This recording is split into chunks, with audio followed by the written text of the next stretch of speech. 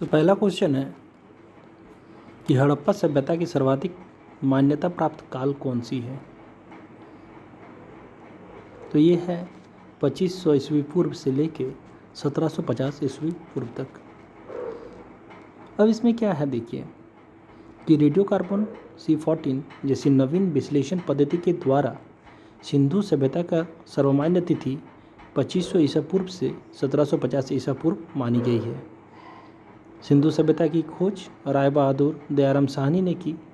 सिंधु सभ्यता को प्रोहिस्टोरिक अथवा कांस्य युग में रखा जाता है। इस सभ्यता का मुख्य निवासी द्रविड़ एवं भूमध्य सागरीय थे। सिंधु घाटी की सभ्यता निम्नलिखित में से किस सभ्यता के समकालीन नहीं थी। क्वेश्चन ये है कि सिंधु घाटी की सभ्यता निम्नलिखित में से किस सभ्यता की समकालीन नहीं थी। मिस्र की सभ्यता, मेसोपोटामिया की सभ्यता, चीन की सभ्यता और ग्रीक की सभ्यता। तो इसका उत्तर होगा ग्रीक की सभ्यता। देखिए इसमें व्याख्या यह है कि सिंधु घाटी की सभ्यता मिस्र, मेसोपोटामिया एवं क्रीट सभ्यता से समकालीन थे। क्षेत्रफल की दृष्टि से ये भाग मिस्र, मेसोपोटामिया एवं क्रीट के अपेक्षा कहीं अधिक विस्तृत थी। समकालीन विश्व की कोई अन्य सभ्यता सिंधु सभ्यता से विस्तृत नहीं थी। इसके सभी स्थलों से प्राप्त तत्वों में न केवल समता है वर्ण एकरूपता भी है। सुमेरिया, जिसको मेसोपोटामिया में संदेव जैसी सभ्यता के बर्तन, मोहरे तथा चूल्हे मिले हैं। मिस्र में मिले आभूषण और श्रृंगार प्रसाधन संदेव आभूषण तथा श्रृंगार प्रसाधनों जैसे ही हैं। क्रीट सभ्यता में प्राप्त चित्र भी सिंधु घाटी के चित्रों के समान ही हैं। इन प्रमाणों से स्पष्ट होता है कि सिंधु सभ्यता को मेसोपोटामिया, मिस्र तथा क्रीट सभ्यता को व्यापारिक संबंध थे। क्वेश्चन नंबर 3, सिंधु घाटी की सभ्यता कहाँ तक विस्तृत थी। तो कहाँ तक विस्तृत थी? पंजाब, राजस्थान, गुजरात, उत्तर प्रदेश, हरियाणा, सिंध और बलूचिस्तान।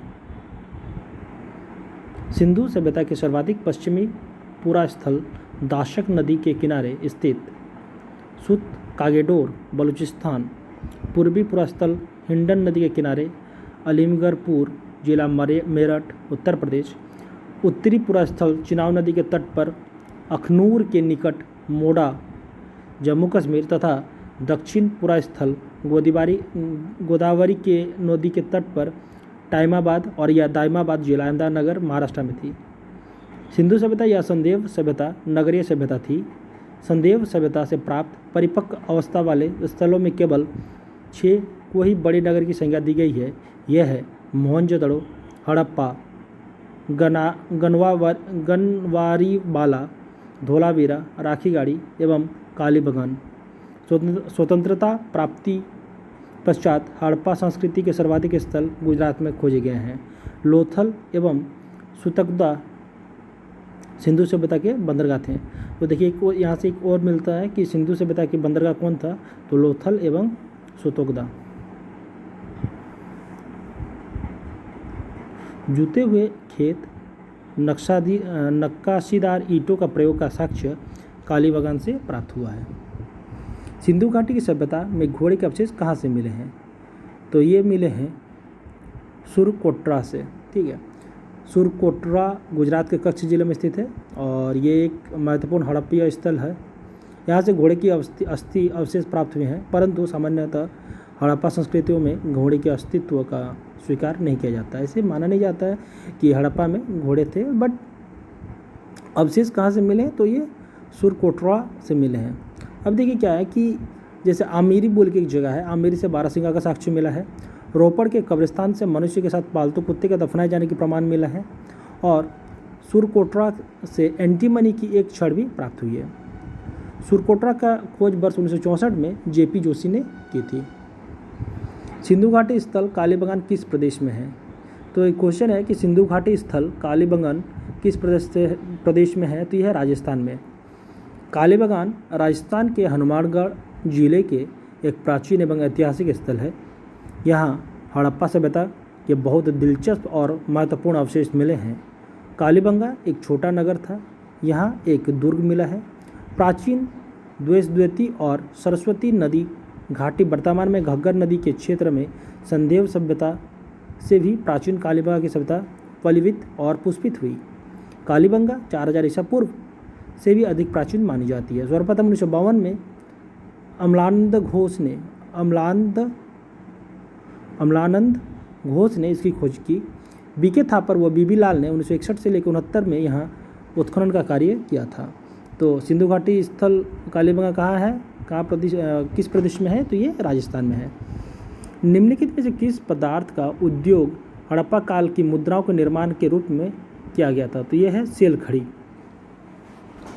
देखिए, हड़प्पा काल में मोहरें मुख्यतः वर्गाकार थीं और सेल खड़ी की बनी होती थी। मोहरों में सर्वाधिक संख्या में एक श्रृंगी पशु की आकृति मिलती है। मोहनजोदड़ो से एक कांस्य से निर्मित नर्तकी का मूर्ति मिली है। सिंधु प्रदेश में भारी संख्या में आग की पकी मिट्टी के मूर्तिकाएँ और टेराकोटा प्राप्त हुई हैं। हड़प्पा सभ्यता किस युग की थी? कांस्य युग, नवपाषाण युग, कुरपाषाण युग और लोहा युग। तो ये क्वेश्चन है कि हड़प्पा सभ्यता किस युग से थी, तो ये थी कांस्य युग से। सिंधु सभ्यता को उसकी लिपि को ना पढ़ा जा सकने के कारण आज ऐतिहासिक काल के अंतर्गत स्थान दिया गया है। आध ऐतिहासिक काल के अंतर्गत इसको स्थान दिया गया है। ठीक है, अब देखिए क्या है कि तृतीय कांस्य काल की ताम्रपाषाणिक सभ्यता रेडियो कार्बन विश्लेषण के आधार पर 2500 ईसा पूर्व में विद्वान मानी जाती है, किंतु ये सभ्यता अपने उत्कृष्ट काल में 2350 से 1750 ईसा पूर्व अर्थात 500 वर्ष तक ही रही। अब नेक्स्ट क्वेश्चन है कि सिंधु घाटी सभ्यता के लोगों का मुख्य व्यवसाय क्या था? तो मुख्य व्यवसाय कृषि था। ठीक है, अब सिंधु घाटी लोगों का मुख्य व्यवसाय कृषि था। हड़प्पा सभ्यता में अनेक फसल की खेती होती थी, जिसमें गेहूं और जौ प्रमुख थे। चावल का प्रयोग हड़प्पा काल में सीमित मात्रा में ही होती थी। रंगपुर और लोथल से चावल के प्रमाण मिले हैं। हड़प्पावासी मेसोपोटामिया में व्यापार करते थे। चांदी का प्रयोग भारत में प्रथम बार हड़प्पावासी द्वारा किया गया। तो देखिए, चांदी का प्रयोग कब किया गया था, तो ये प्रथम बार हड़प्पावासी द्वारा किया गया था। कपास की खेती सर्वप्रथम हड़प्पावासी द्वारा शुरू की गया था। अब चेस, जिसको हम लोग शतरंज कहते हैं, वो भी शुरुआत हड़प्पावासी द्वारा की गई थी। कपास को यूनानी लोग सिंडन कहते थे। क्या कहते थे? कपास को यूनानी लोग सिंडन कहते थे। एक क्वेश्चन ये हो सकता है कि हड़प्पा काल में सिंडन किसे कहा जाता था, तो कपास को कहा जाता था, या हड़प्पा काल में कपास को सिंडन कौन कहते थे, तो ये यूनानी लोग कहते थे। हड़प्पा सभ्यता के निवासी थे क्या थे, तो ग्रामीण, शहरी, खानाबदोश या जनजातीय। तो हड़प्पा सभ्यता के निवासी शहरी थे। इसका कारण ये है कि देखिए, भारत का प्रथम नगरीकरण हड़प्पा सभ्यता द्वारा शुरू किया गया। भारत में द्वितीय शहरीकरण गंगाधारी में 6ठी शताब्दी ईस्वी पूर्व में हुआ। वैदिक सभ्यता ग्रामीण सभ्यता थी। यायावर या खानाबदोश व्यवस्था मानव के प्रारंभिक काल को दर्शाता है। शहर होने के लिए प्रथम शर्त खेती में अतिरिक्त उपज होना अनिवार्य है। शहर उसे कहेंगे जहां 75% मानव जनसंख्या गैर कृषि कारण में संलग्न हो। या फिर देखिए, हड़प्पा अर्थव्यवस्था किसी अधिशेष पशुपालन, उन्नत हस्तलिपि तथा समृद्ध आंतरिक तथा वाद्य व्यापार पर आधारित थी। क्वेश्चन ये है कि सिंधु सभ्यता का घर किससे बनाए जाते थे?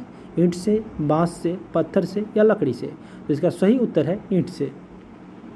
इसमें कुछ खास टिप्पणियां हैं, जैसे कि लकड़ी का भी प्रयोग घर बनाने के लिए किया जाता था। ईंट धूप में सुखाया हुआ आग के द्वारा पकाया प्रयोग में लाया जाता था। अब ईंट का जो अनुपात था वो था 4:2 और 1 का, 4:2:1 था ईंट का रेशियो। अब ईंट का प्रयोग अनेक आकार के करते थे। अलंकृत ईंट का प्रयोग का प्रमाण कालीबंगान में मिला है। कालीबंगान में क्या मिला है? कालीबंगान में मिला है अलंकृत ईंट। सिंधु घाटी की सभ्यता का सबसे पूर्वी सीमा मेरठ के हिंडन नदी तट पर आलमगीरपुर था। हड़प्पावासी किस वस्तु के उत्पादन में सर्वप्रथम थे? मुद्राएं, कांसे के औजार, कपास या जौ? तो इसका सही उत्तर है कपास। ठीक है, कपास की खेती सर्वप्रथम हड़प्पावासी द्वारा शुरू किया गया था।